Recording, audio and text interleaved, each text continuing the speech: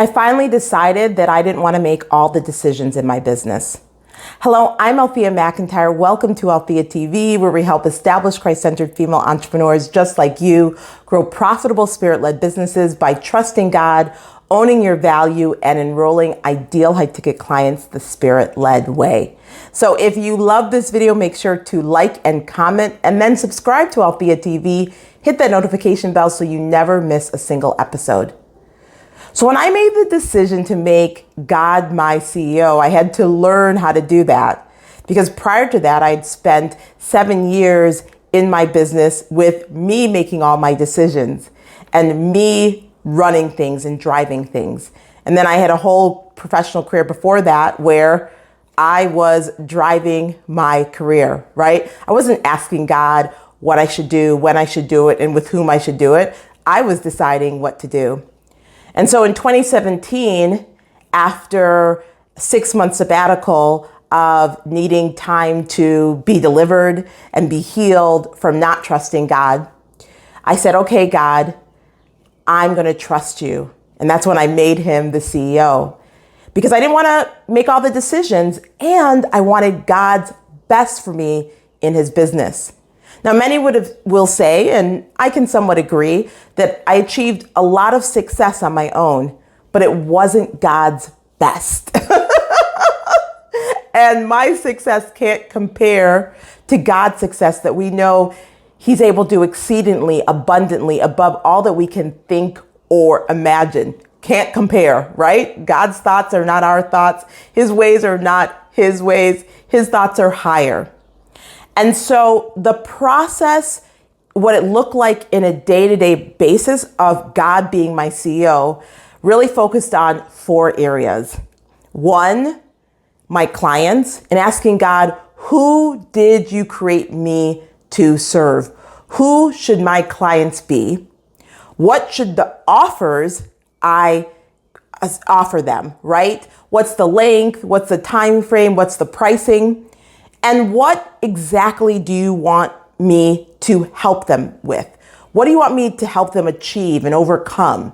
So in the area of clients, asking him specific direction and insight and revelation in that area.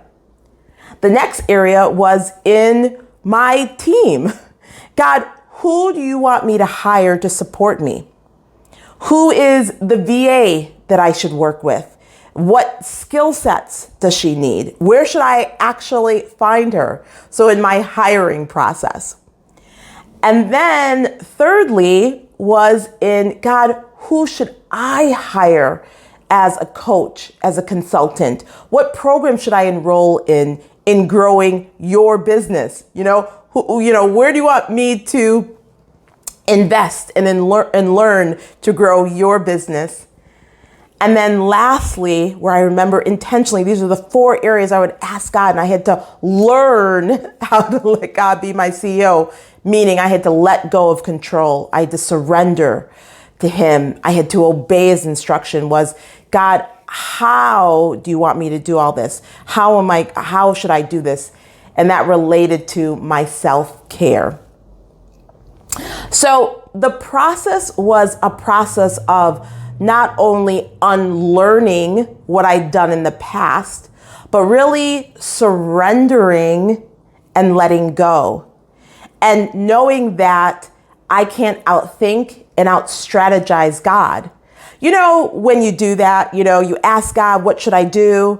And God tells you, and then you begin to second guess and question. You may even backtalk him, right? Because what you're saying is, in your unbelief and you're struggling to trust God, you're basically saying, God, I got this. Like, what you're saying does not make sense. And so I need to have a conversation with you about it.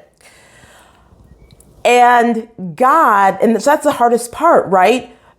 Knowing that God's way is different and what he has for you requires you to trust him, right? To walk by faith and not by sight. But he knows the end from the beginning. And so it's a learning process that you can not or you will not regret. But it also takes support.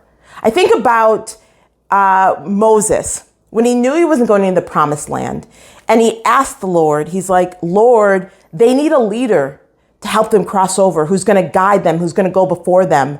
God, don't leave Israel on their own. I know I'm not going.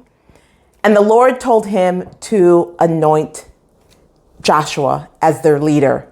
And we see in Joshua 1, Joshua taking on that leadership, fully and having doubts and having fears. And then finally God saying, do what I say. Like, don't look to the left, don't look to the right, and you will be prosperous. Right there, Joshua made the Holy Spirit, God, be his CEO. And that's the same thing that I had to learn to do and that you too have to learn to do. But doing it on your own is the hard way. And so if you are struggling with trusting God, if you're struggling with letting go and surrendering and being spirit-led, I invite you to apply for a no-cost spirit-led breakthrough session so you and I can have a conversation to see if we're the best team for your success. You can go to bit.ly spirit-led breakthrough. That's bit.ly spirit-led breakthrough, and the link's in the description to apply for that session for you and I to talk. So, learning how to make God your CEO, it's a process. The 4 areas that I specifically asked him on a moment by moment, day by day, week by week, month by month, year by year basis, and that I still do, were regarding my clients, my team, who I was investing in, and how I show up, like what's going to support me to do what he called me to do in the way that he created me to do it. Listen, making God your CEO is trusting God. It's a faith thing. And I want to share with you, if you want help with 5 tips on trusting God in your business, just stick around to the end of this video because I have a video on that topic. But again, trusting God in your business, trusting God in your business is making God your CEO, is saying, God, I don't want to be in control. You're in control. You're the Lord of my life. I surrender to Holy Spirit. I want your best for me in the business, in my business and my life. And I'm yielding to you. God, you decide. You decide. I'm just thinking right now, like, we don't have to have decision fatigue because God decides. We yield, we obey. Listen, I want you to tell me in the comments, where are you going to start trusting God in your business more? Which are the 4 areas? Your clients, who you hire as team members, who you hire as a business coach, and how you operate, how you take best care of yourself. Share with me in the comments where you are going to make God your CEO. Really give it to him and surrender. I can't wait to hear.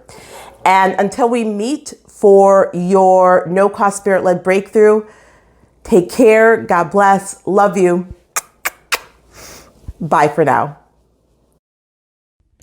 Thanks for watching. Subscribe and hit the notification bell for more videos. Then click the TV to watch the next video. Don't forget to visit my website at altheamcintyre.com to download your free one-call close roadmap. Until next time, take care. God bless you.